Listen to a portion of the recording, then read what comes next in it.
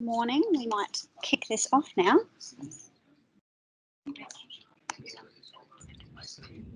Morning.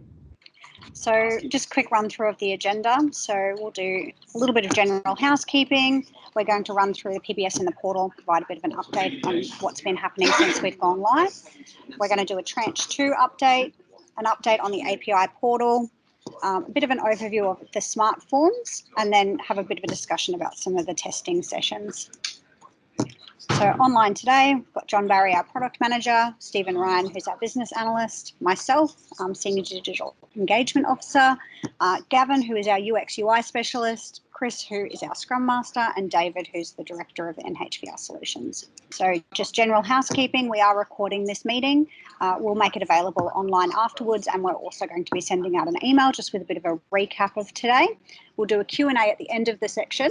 However, please raise your virtual hand if you'd like to ask something while it's being spoken about. We'll also be monitoring the chat window. And if we could just ask that everyone please stays on mute. Okay, so we're going to go straight into the PBS in the portal update. So I'm going to hand over to Steve. Thanks, Carly. Good morning, everyone. Thanks for joining us for the session stakeholder update for March. So I'll give a quick overview about how things have been going since we went live at the beginning of February. So as you'll see on screen there, a couple of high-level stats. So we've had 96 design approvals submitted over the 7 or so weeks since we went live at the 1st of February, and 287 vehicle approvals. They've been submitted via the portal or using the API submission upload tool. We've had a number of conversations with different people, users outside of NHVR. So I've been doing some of the support work and others in the team as well, any issues that people have been having. So I think as with any new system, early days, early in February, there was a few more calls and things have kind of tapered off. I think people are getting probably a little bit more used to how things work. And so we'll talk about now, there's also been some updates that have been made since we went live. So you'll see on the screen there, there's like a handful of things that we've changed. So the process that we're using, obviously any feedback that we get from the external user groups or the internal user groups, sort of we look at those, work out what it is that's being asked for. We do have a backlog of fixes to go into the system. If it's something that's really important or is stopping people submitting applications, then we'll be able to, like, it'll be prioritized appropriately and we'll get onto those straight away. There's other things that are like nice little enhancements or refinements. So some of the ones you'll see in there like come to mind are like add business name to application tracker view. We had some feedback from a couple of different users of the system to say when they get their applications up on the screen, there wasn't a way for them to be able to see which of the applications were submitted for which customers. So we've been able to do some things like that. There's some other parts on that list about table filter and save buttons obscured by the help button. So they're more like some usability type issues that have been updated. So there's been a number of things that we've been able to fix or refine and enhance since we've gone live. There are other things, as everyone would appreciate, that we've been able to that we've taken the feedback on. They are sitting in the backlog. We're working with the internal PBS team to talk about sort of relative priorities among other things. So obviously everything that's been raised hasn't been able to be fixed. So things are waiting in the backlog. We've attempted to fix all the important or ones that are stopping people being able to do the work that they're doing. So you'll see on screen too, now we're on the page, some bug fixes. So there's obviously, like with any go live of a system, there'll always be a couple of like small things in there that need to be sorted out. There was ones in there around enabling additional comments containing special characters. So there were some issues around some of those types of things. As well as enhancements and refinements, there's also been a number of bug fixes. So we've been working through those. And then the next page we'll just quickly skip over to is upcoming release. So things that will be released in the next couple of days about having the ability to delete any draft applications. So that's one that we've had feedback from a handful of different people to say if they've started an application in error or their customers withdrawn the request to have an application submitted, what can they do with the draft applications? So there will be a feature put in there that in the application tracker view over to the far right, there'll be a rubbish bin icon that you can click, and then you can sort of delete those draft applications. It'll only work for drafts. Anything that's submitted or in progress, you won't be able to delete. And then there's also for the PBS provider accounts, you'll be able to click into the account details and make some updates to the details around those accounts. So that's some new features that will be coming released over the next couple of days. There will be communications and release notes sent out about those at the time. So that's everything that's been updated recently. So we'll move over now into the tranche 2 updates about what's coming up in the future iterations and releases for the portal for PBS, and I'll pass over to John Barry. Great, thanks, Steve. There's also some other improvements to the layout of the summary page that you'll see in the next couple of days. We're looking to release that tomorrow afternoon, I believe. In terms of tranche 2, there's 3 key focuses for the tranche. This tranche is looking to deliver at the end of April. So the key one is the smart forms. So it's providing a much more digital application process. So removing a need for a lot of those attachments. That's the part where we really are, I guess, as a theme for this session, crying out for some assistance and getting whoever's available to get involved in now looking at the alpha prototypes, which we'll have a look at in a sec. The other key part of the tranche 2 is the API development. That's linked into the smart forms for PBS. I mean, we've got a quite advanced view on the vehicle data model, which I'll give you a quick look at as well today. But again, looking for support and assistance to take that to a production level. And finally, more of a back-end side of things, a bridge check tool, which our PBS team use to do various checks. We've been extending that tool for other vehicle types. So we're using it for A doubles at the moment, and we've just released a B double bridge check, and we'll be looking at prime and semi trailers and truck and dogs as well to cover off the key classes. So I'll get into the API developer portal first.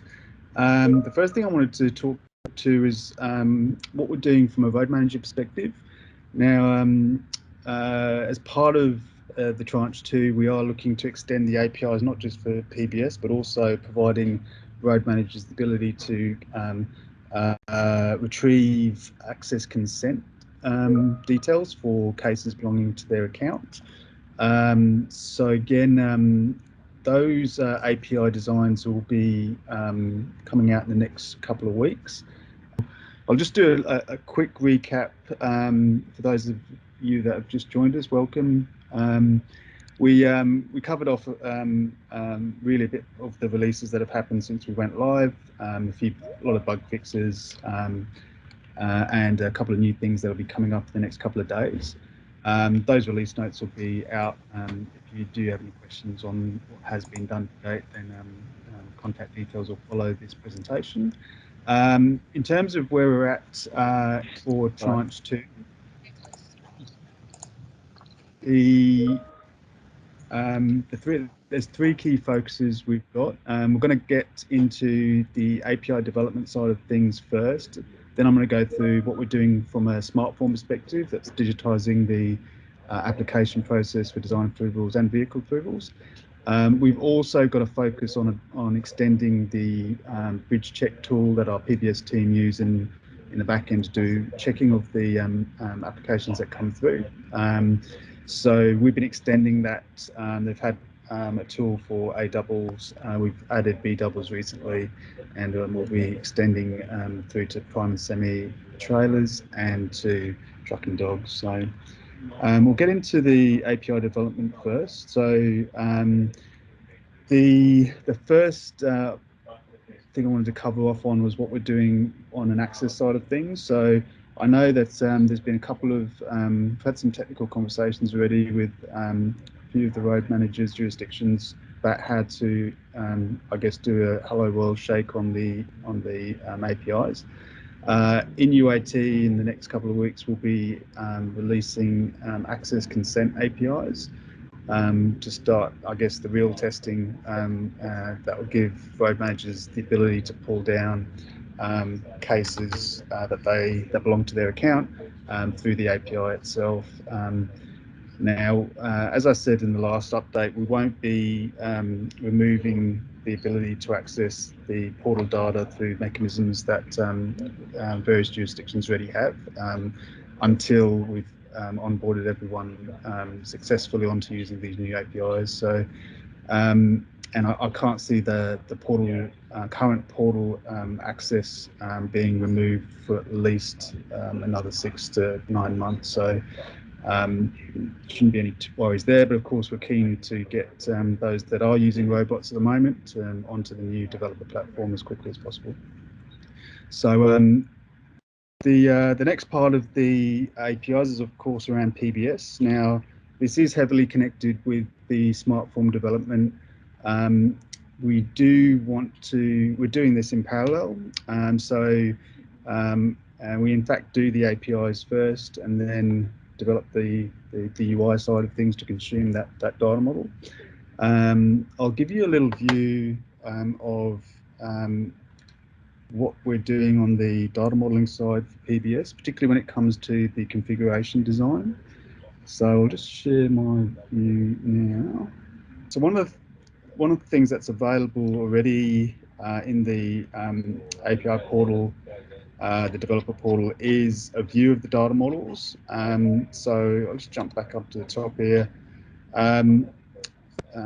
Some of you I know have been using this, the API spreadsheet submission tool. If there is any questions about that, then please let us know after this session. But in terms of the PBS APIs and for the Access APIs for that matter, that will be available in UAT. For those of you that have got logins, you'll be able to access the product package, which is the portal, and the APIs are also listed under the API section. So under PBS, there is a view of the data models, and these data models have been extended to include the vehicle, the various data models for designing a vehicle configuration. So we've gone through and listed out basically what I think all of the relevant fields are. Some of the relationships can be a bit difficult to view here. So we do have a visual representation of that data model that is driven off the API. So it is still a bit technical, but I think we're going to be publishing this on our Intercom developer site so that we can start to collaborate on this. We are very keen on getting some more detailed feedback on this through some of the testing and design sessions we've got up in the next few weeks, which we'll be talking about later. But this particular data model is what is now feeding our smart form process. So keen to get feedback, and of course that data model and the smart forms will underpin providing that much more detailed information about the actual configurations of PBS vehicles all the way through to our access permit process. So it's really, I guess, the key foundational piece to make that vision a reality. Okay, so I will move into the smart forms just to, I guess, bring to life the what we've been doing there on the API side of things. Share my screen again. So on the application process, this is our beta version of the design approval application. It's really an alpha until we've gone through some of the feedback sessions in the next few weeks. But what you begin to see here is essentially the data model being exposed in a pretty rudimentary UI, just to, I guess, get us to the stage where we can get some feedback from you guys. So this is the design approval view. The assessment, there's a bit of work we want to do, not just on being able to capture the information, but do some of the validation as well. Again, with the design rules, all of this sort of hinges on the configuration, and that's the key part I wanted to get to now. So again, this is an early view of how of the data model from a UI perspective. We're doing a bit of work, and Gavin, who's online, is doing work to, I guess, revamp this into a more user-friendly experience for capturing the information for those that would capture it, I guess, through this form. I think we will be looking to leverage the APIs to make that a bit more easier for those that have some systems available. I'll just give you a quick run through of the configuration. So this is a view of a truck and dog. The data model supports, I guess, from a design perspective, the ranges on various parameters. When we get down into the component view, again, we're looking at some ranges across key parameters. And then we break into the axle groups and then start breaking into those groups and the parameters on those, as well as into the axles. So I guess what you're seeing here is the ability to flexibly capture the vehicle information required based on the particular combination and the particular units that are being designed. So this is really where we want to get, we've got I guess a prototype here. We want to get some feedback and start to take this and develop it a little bit more before the end of April. So again, we'll talk about that in a bit more detail shortly. Excuse me, John, just a question's come through on the chat from Deepak asking about sort of commenting saying it's a valuable model. Will it be accessible via the API? Yes, yes. So all of the data model is the data. There's a security model in place that will also overlay that. But in the ability to push data and transact, particularly for PBS from a design approval or vehicle approval, is baked into the whole strategy around why we've delivered the API developer portal. So it's a key part. The spreadsheet tools are also part of that, and we have had a number of uses of the spreadsheet tools, which is again using the same API. And for us, it's just another client that's using that API. So yeah, that information is published, like I said already, on the production API developer platform. And anyone here can sign up to that and see those data models and also see the services and API endpoints that are available. I've got to say we have been a bit, I guess there's a bit more work we need to do on providing some more tutorials around how to use those APIs. So that is on the backlog for us to do. I think now that we're at a stage where we've got some richer APIs in terms of the PBS application processes, I guess it's a good time now to start looking at how we can start to improve that tutorial documentation. Things like the data model and providing pictorial views of that. We've also come up with a number of stakeholders that we've worked with to get to this point.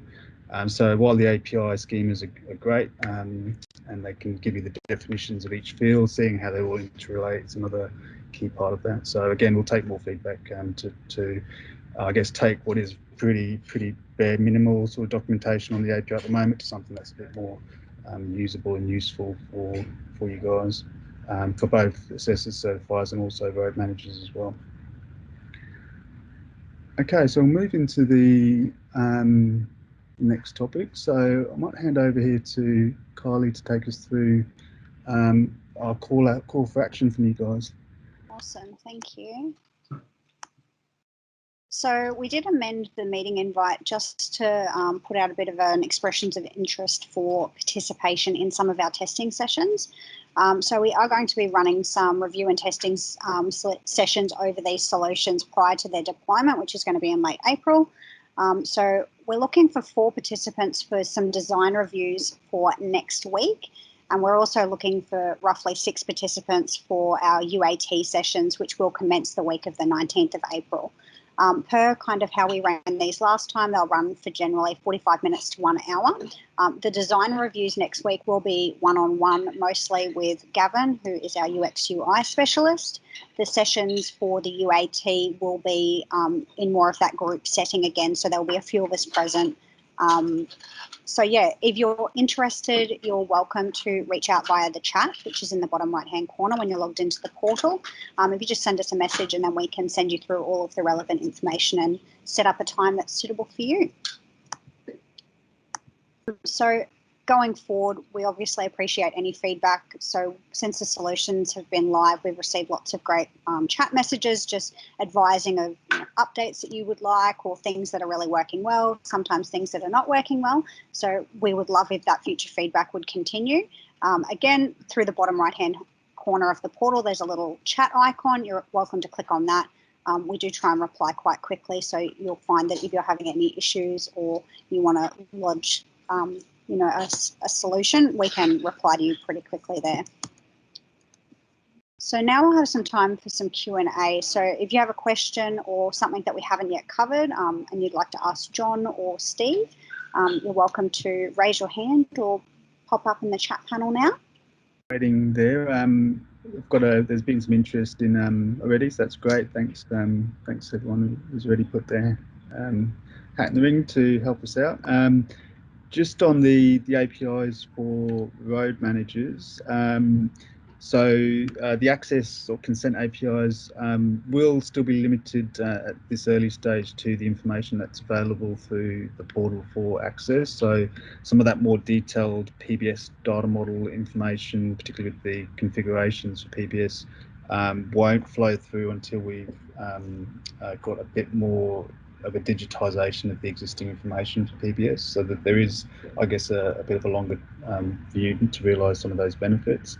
By taking the smart forms to the level where they're at and the APIs, that sort of is the starting point for us to be able to start digitising the existing design approvals, and then that will then assist with, I guess, benefits for pre-populating a lot of the parameters for vehicle approvals digitally, that is, and then that will then flow through into access permit. So we do need to work out at this stage how quickly we can get that digitisation process happening. So in the next session, we'll probably be a bit clearer on that. We do have some strategies around how we're going to help accelerate that process. The APIs will provide an ability for us to work with various assessors to try and get some information that might be already digitised in their own systems into the portal. And we'll even look at things, how we can manually sort of take existing Word documents and PDF documents. And I know there's been some work from Queensland Transport and Main Roads and on how to scrape that information off those type of documents as well. So there's a bit more work to do in that space, but getting to a point where we can actually have a digital model is the first step, and then after that, that's when we start to capture the information. And I think there's a question come through in the chat from Nicholas around Excel files being uploaded into the portal applications. So we have had a couple of people ask about that, and working in conjunction with the internal PBS team. I think at the moment, Nicholas, the workaround is to be able to email it in. It is, as I mentioned earlier, like one of the items that's in the backlog, and we are looking at being able to prioritise that appropriately of getting that feature in there. I can't give you an exact timeline on when it'll will be available, but it has been looked at. And Sarah, you've got your hand up? Yeah, just a question. On the portal, the status, this is on vehicle approvals, the status doesn't appear to change when a PBS submission has gone through the process and a VA has been issued. Okay, we'll have a look at that. Okay, thanks. Thanks for raising that, Sarah. Steve's all over it, I'm sure. Yeah, we'll work with the PBS team, have a talk to them about it, and if I need any other information, I'll come back to you, Sarah, and see like what you're seeing. But we can see internally for what's on your account as well, but we'll have a look at that. No worries, thank you. That's all right. Awesome. So we will hold another one of these meetings just prior to moving these solutions live. So this will probably be Thursday, the 29th of April at 10:30, but you will receive a meeting invite to confirm that time as well. If you need any help, again, you can access us via the chat bubble in the bottom right-hand corner. Alternatively, you're welcome to email us. And we're aware there were some technical difficulties with the meeting invite, so we will send out an email with an edited recording of this. So if you have joined us late, you'll be able to rewatch the recording. Thank you very much. Cool. Great. Thanks, Carly. Thanks, Steve. All right. Everyone. Thanks everyone. Thanks for joining. Thanks, guys. Thanks. Bye.